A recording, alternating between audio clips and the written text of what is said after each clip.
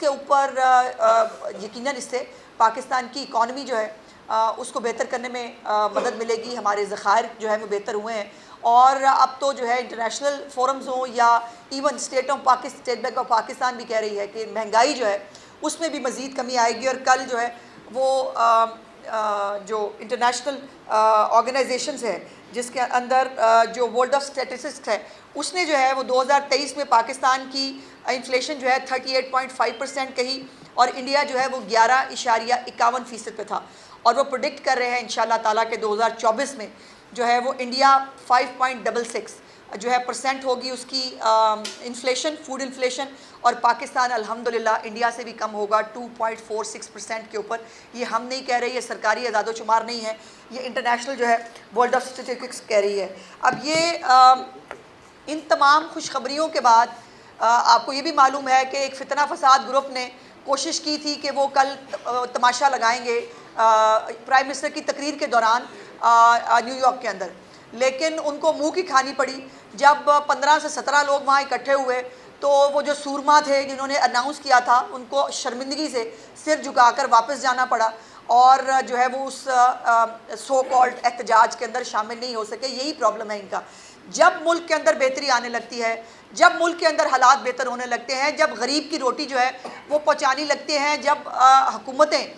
जो है वफाकी हुकूमत हो या पंजाब की हुकूमत हो वो दिन रात जो है वो महंगाई को कम करने के लिए, वो आम आदमी के लिए मुख्तलिफ जो है वो इक़दामात ले रही हैं, इनका फितना फसाद जो है वो जोबन पे है। पहले IMF को इनके लिए शर्म से डूब मरने का मुकाम है कि IMF के जो है वो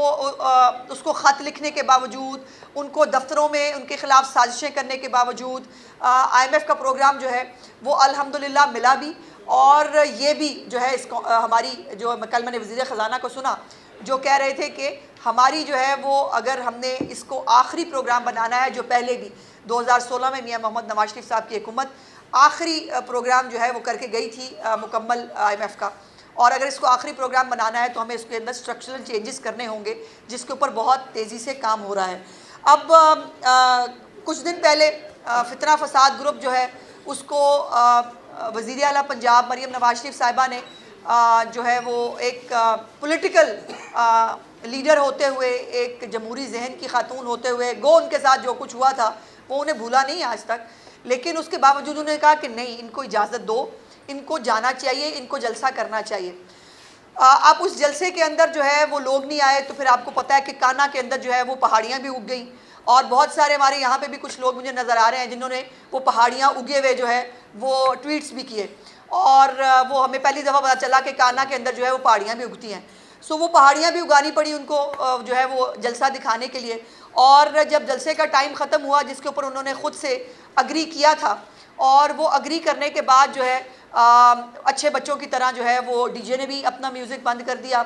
जो स्टेज वाला है उसने स्टेज को जो है वो चाबी लगाई और स्टेज लेके वो चल पड़ा और बाकी जो है वो अच्छे बच्चों की तरह जो है वो नीचे आके आराम आराम से अपनी गाड़ियों में बैठ के चले गए। उसके बाद डांट पड़ी और जो फितना फसाद का मास्टरमाइंड है, जो जेल के अंदर बैठा है, जिसको पाकिस्तान के अवाम का सुकून और चैन अच्छा नहीं लगता, उसने जो है वो इनको डांट भी पिलाई और उसके बाद अब उसने ये प्लान किया कि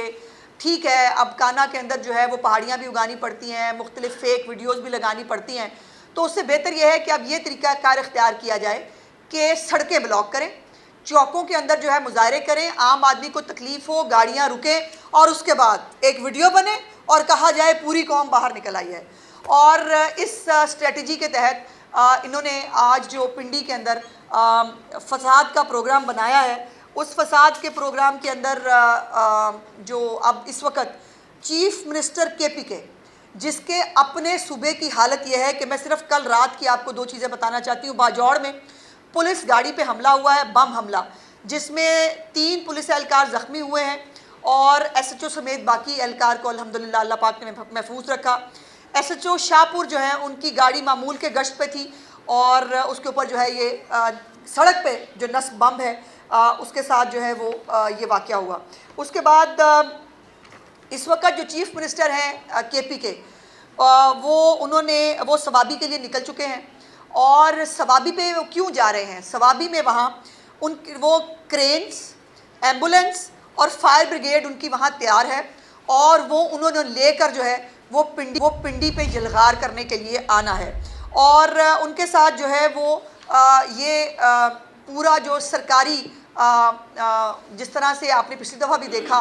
कि पिछली दफ़ा तो खैर वो अपनी जो तकलीफ़ और जो परेशानी थी कि लोग इकट्ठे नहीं हुए और